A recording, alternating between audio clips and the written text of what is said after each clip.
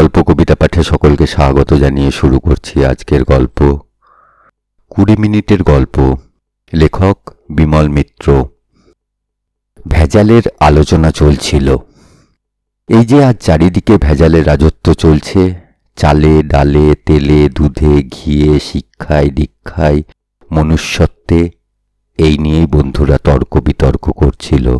অর্থাৎ তাদের সকলেরই বক্তব্য ছিল এই যে এইভাবে ভেজাল চলতে দিলে ইন্ডিয়া একদিন রসাতলে যাবে। একজন বললে, দিনকাল এমনই পড়েছে যে এখন খাঁটি মিথ্যে কথাও আর শুনতে পাওয়া যায় না। মিথ্যে কথার মধ্যেও লোকে আজকাল ভেজাল চালাচ্ছে।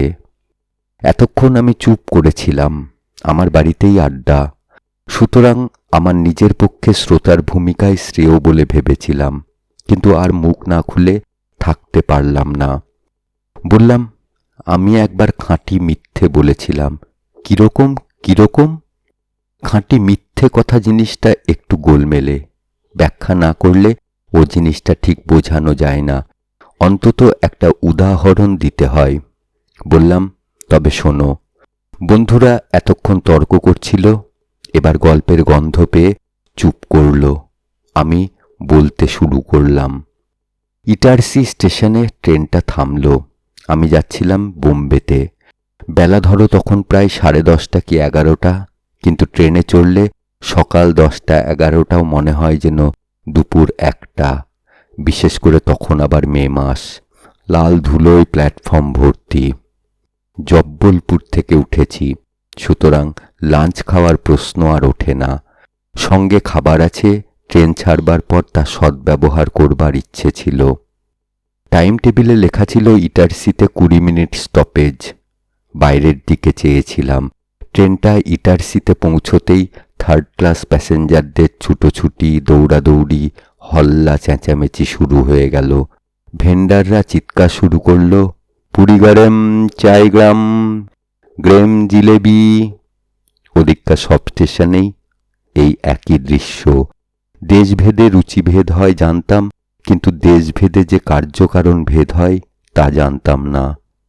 একই সূর্য বাংলাদেশে ওঠে, আবার সিপিতে ওঠে, কিন্তু দেশভেদে যে তারও তাপের তারতম্য হয় তা জানা ছিল না।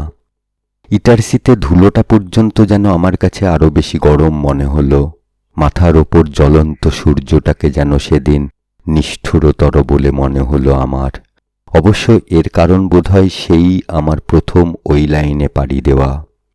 ট্রেন সবেমাত্র তখন প্ল্যাটফর্মে থেমেছে। জানলার ধারে মুখ রেখে বাইরের দিকে চেয়ে আছি। হঠাৎ একজন দেহাতি লোক ট্রেনের জানলায় কাকে খুঁজতে খুঁজতে একেবারে আমার কামরার সামনে এসে থমকে দাঁড়িয়েছে। ভাবলাম দেহাতি লোক, হয়তো কোনো কামরায় জায়গা নেই বলে উঠতে পারেনি। আমার কামরাটা ফাঁকা দেখে ভেতরে ঢুকতে চায়। ভারী গলায় বললাম, ইহা নেহি, ইয়ে ফার্স্ট ক্লাস কম্পার্টমেন্ট। ময়লা পাঞ্জাবি আর একটা ছোট মোটা ধুতি লোকটার, মাথায় গান্ধী টুপি। লোকটা কিন্তু তাতে বিচলিত হলো না। বললে, না বাবুজি, আমি কামরায় উঠব না। আপনার সঙ্গে একটা জরুরি বাত আছে, আমার একটা উপকার করতে হবে মেহেরবানি করে। ভাবলাম সেই চিরাচরিত পন্থায় ভিক্ষে না চেয়ে লোকটা নতুন কায়দায় কিছু আদায় করে নিতে চায় আমার কাছ থেকে। এই 500 টাকা আপনার কাছে রাখুন বাবুজি, বলে ট্যাঙ্ক থেকে 10 টাকার নোটের একটা মোটা বান্ডিল আমার দিকে এগিয়ে দিলে। আমি তো অবাক। আমি এক বুদ্ধা ঠাকুর সাহেবকে আপনার কাছে আনছি, আপনি তার হাতে এই 500 টাকা দিয়ে দেবেন। আমি কিছুই বুঝতে পারছিলাম না। জিজ্ঞেস করলাম, কে ঠাকুর সাহেব? লোকটা বললে, এখানকার পিপারিয়া মৌজার ঠাকুর সাহেব। ঠাকুর সাহেবের 80 বছর উমের, খুব বুড়ো মানুষ। মুসাফিরখানাতে বসিয়ে রেখে দিয়ে এসেছি। আপনার মতো একজন বাঙালি বাবুকেই খুঁজছিলাম। আপনি যদি এই উপকারটুকু করেন তো ঠাকুর সাহেব বেঁচে যান। কিন্তু টাকাটা আমি না দিয়ে তুমি নিজেই তো ঠাকুর সাহেবের হাতে দিতে পারো। আমি টাকা দিলে কাজ হবে না বাবু সাহেব। কেন কাজ হবে না কেন? লোকটা বললে, সব বাত আপনাকে বলবার ওয়াক্ত নেই বাবু সাহেব। এখানে প্যাসেঞ্জার গাড়ি সির্ফ 20 মিনিট হাওড়াবে। আপনাকে কিছু তকলিফ করতে হবে না। টাকাটা ঠাকুর সাহেবের হাতে দিয়ে শুধু বলবেন, আপকা লড়কা ছেদিলাল দিয়া। কে ছেদিলাল? ঠাকুর সাহেবের লড়কা। আমি ঠাকুর সাহেবের বড় ছেলে, ছেদিলাল আমার ছোট ভাই। তোমার নাম কি? লোকটা বললে, আমার নাম বাবু সাহেব দরবারালাল। ব্যাপারটা কিরকম গোলমেলে লাগছিল। দরবারালালের কাছ থেকে 500 টাকা নিয়ে আমি পিপারিয়া মৌজার ঠাকুর সাহেবের হাতে দিয়ে বলবো, এটা আপনার ছোট ছেলে ছেদিলাল দিয়েছে। বললাম, ছেদিলাল কেন 500 টাকা দেবে? দরবারালাল বললে, ছেদিলাল আপনার অফিসে চাকরি করে যে। ছেদিলাল যে বাড়ি থেকে পালিয়ে গিয়েছিল, বদমাশ গুন্ডাদের সঙ্গে মিশে মিশে বরবাদ হয়ে গিয়েছিল, তাই বাবা তাকে বকেছিল। বকতে সে বাড়ি থেকে পালিয়ে গেছে। পালিয়ে কলকাতায় গিয়ে বাঙালি বাবুর দপ্তরে চাকরি করছে। আমি এসব কথা বানিয়ে বানিয়ে বলেছি, তাই তো বাবা এখনো জিন্দা আছে, নইলে কবে বাবা মারা যেত। কথাটা আমি তখনও ঠিক হজম করতে পারছিলাম না। কোথায় বা আমার অফিস আর কোথায় বা ছেদিলাল? তবু যদি মিথ্যে কথাটা বললে বুড়ো বাপের প্রাণটা বাঁচে তো বাঁচুক না, তাতে আমার কিসের ক্ষতি? বললাম, কিন্তু আমি তো ছেদিলালকে চিনি না, যদি কথা বলতে গিয়ে কিছু উল্টোপাল্টা বলে ফেলি। দরবারালাল বললে, আপনাকে তো কিছুই বলতে হবে না। ঠাকুর সাহেব যা বলবেন তাতে আপনি শুধু হ্যাঁ বলে যাবেন। ছেদিলাল কবে বাড়ি থেকে পালিয়েছে? দরবারালাল বললে, 7 সাল আগে। তারপর বললে, আর বেশি কথা বলবার সময় নেই বাবু সাহেব, ট্রেন ছেড়ে দেবে, আমি যাই ঠাকুর সাহেবকে নিয়ে আসি। বলে দরবারালাল ছুটতে ছুটতে প্ল্যাটফর্ম পেরিয়ে মুসাফিরখানার দিকে চলে গেল। আমি সেই 500 টাকার বান্ডিলটা নিয়ে চুপ করে বসে রইলাম। জীবনে অনেক রকম বিচিত্র ঘটনার মুখোমুখি হতে হয়েছে, অনেক প্রিয় অপ্রিয় ঘটনার মোকাবিলাও করতে হয়েছে, কিন্তু এর আগে যত কিছু ঘটনা দেখেছি, শুনেছি, পড়েছি, তার কোনোটার সঙ্গেই এই ঘটনার যেন কোনো মিল খুঁজে পাচ্ছিলাম না। আর বেছে বেছে ভগবান ঠিক আমাকেই কেন এসব ঘটনার মুখোমুখি ফেলেন তাও বুঝতে পারি না। দেখলাম দূরে দরবারালাল আসছে, সঙ্গে একজন বৃদ্ধ অথর্ব মানুষ। মুখের চামড়া কুঁচকে গেছে, চোখের ওপর একটা মোটা কাচের চশমা, দুদিকের কানের সঙ্গে সুতো দিয়ে বাঁধা। বুড়োর গায়েও দেহাতি তাঁতে বোনা ময়লা পাঞ্জাবি, পরনে মোটা খাটো ধুতি। ঠাকুর সাহেবকে দুহাতে ধরে নিয়ে আসছিল দরবারালাল। একেবারে আমার কামরার সামনে নিয়ে এসে দাঁড় করালো ঠাকুর সাহেবকে। মনে হলো ঠাকুর সাহেব যেন চশমা থাকা সত্ত্বেও ভালো করে দেখতে পায় না। দরবার ঠাকুর সাহেবকে বললে, সেই বাঙালি বাবু। ঠাকুর সাহেব আমার দিকে ছানি পড়া চোখ দিয়ে চেয়ে বললে, আপনি বাঙালি বাবুজি? দরবারালাল বললে, এঁরই নাম মুখার্জি সাহেব। ছেদিলাল এই মুখার্জি সাহেবের দপ্তরেই কাম করে। বুড়ো মানুষটা যেন নিজের ছেলের মনিবকে দেখে কৃতার্থ হয়ে গেল। বললে, আপনার বহুত মেহেরবানি মুখার্জি সাহাব, ছেদিলালকে আপনি নৌকরি দিয়েছেন। ছেদিলাল খারাপ লড়কা নয় মুখার্জি সাহাব, ওকে গুন্ডা বদমাশরা খারাপ করে দিয়েছিল। ভালো করে মন দিয়ে দপ্তরের কাম করে তো ছেদিলাল?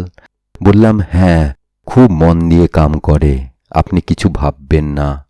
কথাটা শুনে বুড়োর মুখখানা যেন আনন্দে আটখানা হয়ে উঠল। বললে, আমি জানতুম বাবু সাহেব, ও অনেক বড় হবে। মহল্লার সবাই ওর সঙ্গে দুশ্মনী করে ওকে খারাপ করে দিয়েছিল। আসলে ছেদিলাল আমার খুব ভালো ছেলে মুখার্জি সাহাব। বললাম, হ্যাঁ, খুব ভালো ছেলে। আপনি বলছেন ভালো ছেলে? বললাম, হ্যাঁ, ভালো ছেলে বলেই তো ওকে চাকরি দিয়েছি আমার অফিসে। ঠাকুর সাহেব কি যেন ভাবলে আপন মনে। তারপর একটু ভেবে জিজ্ঞেস করলে, তাহলে এখন আর দারু খায় না? বললাম, না না, মদ খাওয়া একেবারে ছেড়ে দিয়েছে ছেদিলাল। বুড়ো বলতে লাগলো, জানেন বাবুজি, ছেদিলাল আমার ছেলে। এই দরবারালাল বড় আর ওই ছেদিলাল ছোট। আমি ওই ছেদিলালকেই বেশি ভালোবাসতাম বাবুজি, বেশি পেয়ার করতাম। ছেদিলাল মদ খেত বলে আমি অনেক বকেছি, কিছুতেই আমার কথা শুনত না। পিপারিয়ার মহাজনদের কাছে হুন্ডিতে টাকা ধার করত ছেদিলাল। তবু আমি কিছু বলতাম না বাবুজি, ভাবতুম উমের হলে সব দোষ কেটে যাবে। আমি এই দরবারাকে না জানিয়ে ওর হুন্ডি ছাড়িয়ে দিতুম। হাজার হাজার টাকা দিয়েছি ছেদিলালকে বাবুজি, কেউ জানতে পারেনি। কিন্তু শেষে ও মেয়ে মানুষের পেছনে লাগলো। তখন আমি আর থাকতে পারলুম না বাবুজি। আমি একদিন ওকে চড় মারলুম। বলতে বলতে বুড়ো সেই প্ল্যাটফর্মের ওপর দাঁড়িয়ে দাঁড়িয়েই হাও হাও করে কেঁদে ফেললে। দরবারালাল এতক্ষণ চুপ করে বাপকে দুহাতে ধরে দাঁড়িয়ে আমার দিকে চেয়ে কি যে ইঙ্গিত করলে। তারপর বাপকে বললে, বাবা এইবার ট্রেন ছেড়ে দেবে। বুড়ো কিন্তু সে কথা শুনল না। বললে, সেই যে ছেদিলাল বাড়ি থেকে পালিয়ে গেল বাবুজি, আর এলো না। আমার সঙ্গে একবার দেখাও করলে না। তা বাপ মা ছেলেকে বকে না বাবুজি? তাই আমিই ছিলাম ওর বাপ মা সব কিছু। তা বাপ মা ছেলেকে বকে না বাবুজি? বাপ বকল বলে গোসা করে একেবারে বাড়ি থেকে পালিয়ে যেতে হয়? আপনি বলুন মুখার্জি সাহাব। তারপর চোখের জলটা মুছে নিয়ে বুড়ো আবার বলতে লাগল। দরবারালাল বললে, ছেদিলাল নাকি কলকাতায় আছে, কলকাতায় ভালো নকরি করছে। তা ভালোই করেছে বাবুজি, আমার কাছে না আসুক, ছেদিলাল যে বেঁচে আছে এটুকু জেনেও মনে সুখ পায় বাবুজি। বলে আবার কাঁদতে লাগলো ঠাকুর সাহেব। আজকে দরবারালাল বললে, মুখার্জি সাহাব ট্রেনে করে বোম্বাই যাচ্ছে, স্টেশনে গেলে দেখা হবে, তাই এলাম বাবুজি। দরবারালাল আমাকে আনছিল না। পিপারিয়া এখান থেকে 3 ক্রোশ দূরে বাবুজি। তা হোক, আমি বললুম, ছেদিলালকে না দেখতে পাই, আমি ছেদিলালের মালিক মুখার্জি সাহাবকে তো দেখতে পাবো, তাহলেই আমার ছেদিলালকে দেখা হবে। দরবারালাল আবার মনে করিয়ে দিলে, বাবা ট্রেন ছাড়বার টাইম হয়ে গেছে। তারপর আমার দিকে আবার ইঙ্গিত করলে চোখ দিয়ে। এবার ইঙ্গিতটা বুঝতে পারলুম। সেই 500 টাকার বান্ডিলটা ঠাকুর সাহেবের দিকে এগিয়ে দিয়ে বললাম, ঠাকুর সাহেব, ছেদিলাল এই টাকাটা আপনার কাছে আমার হাত দিয়ে পাঠিয়েছে। বলেছে বাবাকে এটা দিয়ে দেবেন। টাকা? হ্যাঁ, মাইনে থেকে বাঁচিয়ে বাঁচিয়ে এই 500 টাকা আপনাকে পাঠিয়েছে। বুড়োর মুখখানা এবার দেখবার মতো হয়ে উঠল। টাকাটা হাত পেতে নিয়ে ছোট ছেলের মতো হাও হাও করে কেঁদে উঠল। ছেদিলাল টাকা পাঠিয়েছে, ছেদিলাল টাকা পাঠিয়েছে। বুড়োর কান্না শুনে 2-1 প্যাসেঞ্জার আশেপাশে জড়ো হচ্ছিল। কত টাকা আছে এতে? বললাম 500। টাকার অঙ্কটা শুনে বুড়ো যেন আর সামলাতে পারলে না। বললে, এত টাকা আমার কি হবে বাবুজি? আমার তো টাকার দরকার নেই। ছেদিলালই আমার টাকা, ছেদিলালই আমার মোহর। এ টাকা আমি নেব না, আপনি ছেদিলালকে দিয়ে দেবেন। তার টাকার কত দরকার। দরবারালাল বললে, আপনি টাকা নিন বাবা, সে কত ভালোবেসে আপনাকে দিয়েছে। আপনি টাকা ফিরিয়ে দিলে সে রাগ করবে, রাগ করবে, তবে আমি ফিরিয়ে দেব না। তারপর আবার কি যেন ভাবতে লাগলো ঠাকুর সাহেব। বললে, কিন্তু ছেদিলাল মাইনে পায় কত মুখার্জি সাহাব? আমার মুখ দিয়ে হঠাৎ বেরিয়ে গেল 70 টাকা। স্রেফ 70 টাকা? 70 টাকায় কি করে চলবে তার মুখার্জি সাহাব? আমি 200 টাকা নিচ্ছি, এই বাকি টাকাটা তাকে দিয়ে দেবেন। বলবেন যেন ভালো ভালো জিনিস খায়, দুধ খেলে শরীর ভালো থাকে। এই টাকা দিয়ে তাকে দুধ খেতে বলবেন, ঘি খেতে বলবেন, মাখন খেতে বলবেন বাবুজি। আমার দরকার নেই, আমি তো 2-1 দিন বাদে মারা যাব। আমি এ টাকা নিয়ে কি করব? তার এখন জোয়ান বয়স, সে এখন পেট ভরে ভালো ভালো চিজ খাক। নিন বাবুজি, এই 300 টাকা তাকে দিয়ে দেবেন। বলে 300 টাকা আমার হাতে গুঁজে দিলে। আমি নিচ্ছিলাম না, কিন্তু দরবারালাল বললে, নিন না মুখার্জি সাহেব, নিন না, বাবা দিচ্ছেন, নিন না। বলবেন আমাদের টাকার দরকার নেই, সে আচ্ছা থাকলেই আমরা খুশি হব। ওদিকে হঠাৎ ঘণ্টা বেজে উঠল, এবার ট্রেন ছেড়ে দেবে। দরবারালাল ঠাকুর সাহেবকে ধরে সরিয়ে নিলে। আচ্ছা, রাম রাম মুখার্জি সাহেব, রাম রাম। ট্রেনটা ছেড়ে দেবে একটু পরেই ইঞ্জিন থেকে হুইসেলের শব্দ হলো। দেখলাম দরবারালাল বাবাকে নিয়ে প্ল্যাটফর্মের ধুলোর ওপর দিয়ে মুসাফিরখানার দিকে এগিয়ে যাচ্ছে। কিন্তু আমাকে যে 300 টাকা দিয়ে গেল, এটার কি হবে? টাকাটা তখনও আমার মুঠোর মধ্যে ধরা রয়েছে। কার টাকা, কে দিলে, কাকে দেব, কিছুই ঠিক করতে পারলাম না। এ টাকা আমিই বা নেব কেন? কোথাকার লোক আমি? ঘটনাচক্রে এসে পড়েছিলাম এই ইটারসি স্টেশনে। আবার কোথায় চলে যাব? আর কোথায় 3 ক্রোশ দূরে পিপারিয়া, সেখানকার ঠাকুর সাহেব আর তার ছেলে দরবারালাল, আর কোথায়ই বা তার ছোট ছেলে ছেদিলাল।